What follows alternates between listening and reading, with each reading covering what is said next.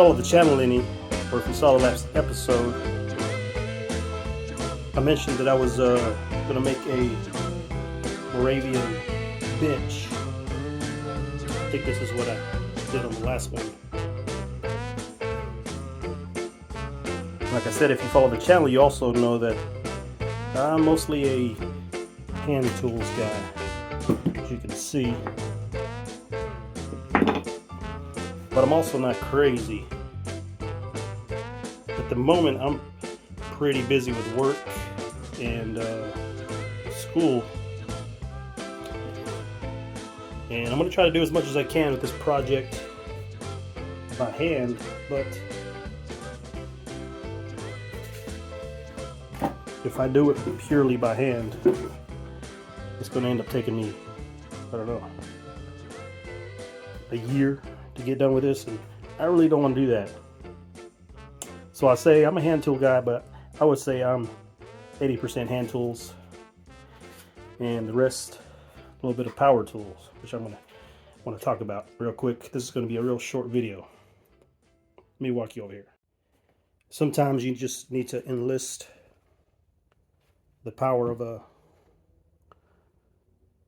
electric machine like this one here. This is a little bitty jointer that I received a long time ago, and honestly I think I may have used it I don't know, once or twice in the last year and a half. But on this project I decided to use it, and I forgot that the blades and everything to the table and the fence were out of square.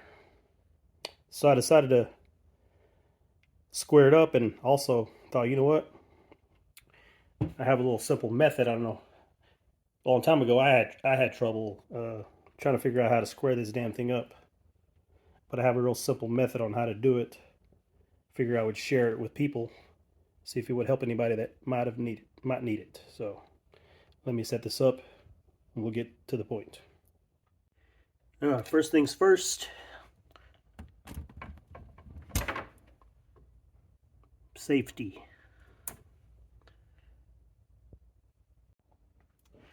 All right.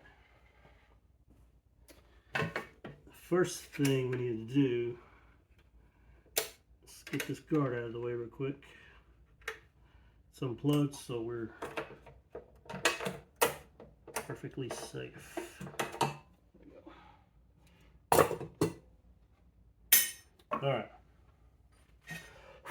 The only thing you're going to really need is the Allen wrench to loosen up the blade, and the one to raise and lower the blade, which on mine, I don't know about yours, but mine is the same one, so I got that. Then what you want, a good straight edge.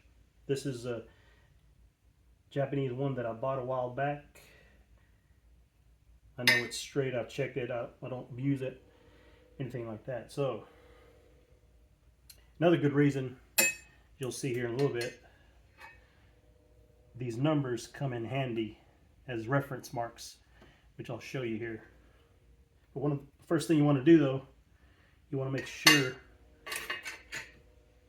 get your tables nice and level to where you can slide it across. It doesn't hit.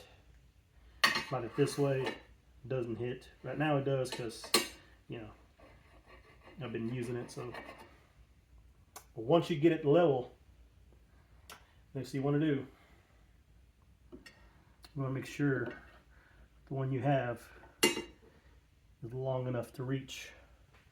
Alright, so what I do, you use this edge here once you get it level, and you pick a number. I'm going to use 5. Alright, real simple. Put it right on the edge. Well, before you do that, sorry about that, you want to loosen up on the blades, loosen them up all the way, and then come back to where they're touching, and then just a little bit snug. You don't want them too tight, but you don't want them too loose to where whenever you're done adjusting, you know, it's just gonna not want to stay. So once you do that, all right, like I said, you put it on here, put it on your number. Like I said, mine's a 5. Now, second thing you want to do, you want to put the edge of the blade. Let me see if I can zoom in on this. See how good it looks on the camera here. Probably not. Let me see. That's a little better.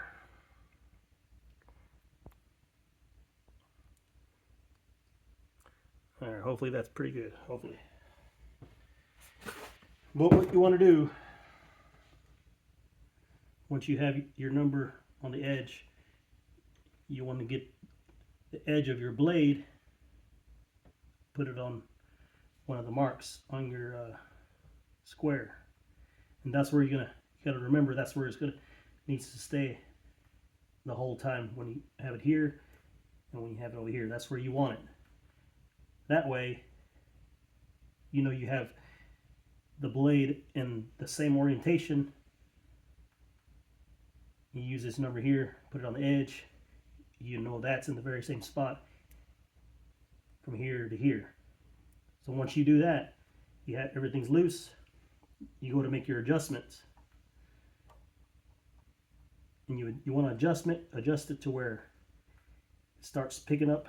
It might even help also if, well, I don't have it on me, if you put a light back here in the back.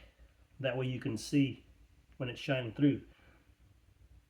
But once you do that, you start adjusting on it to where it picks up the square. And once you do that, you back off of it to where just as it touches, that's where you stop. All right? Once you go, then you go back over here, put that back on your spot, on your 5, put the blade back on your mark, so you know it's the same thing. Pick it up, then you back off, and you lay it back down to where it touches. All right? You want to come back, put it over here, make sure nothing moved. You could even, if you wanted to, move back and forth, see if it touches the same spot here as it rotates. Back here, same thing, rotate it and see if it touches the same spot. Once you do that, you snug everything up. I usually do outside, then inside, and then start from one end and go all the way across, nice and tight. Then, you know, just to be sure, go back, check it third time, just to make sure nothing did move. All right, once you do that, rotate it, go to the other one, follow the exact same process. Boom, boom. Everything's nice and snug. Put your guard back on. Run a piece of scrap through it. Right? Check it. And 9 times out of 10, if you took your time, it's going to be nice and square. And that's all there is to it. Hopefully this helps. If you have any questions, leave it in the comments. Maybe I missed something. Thanks a lot.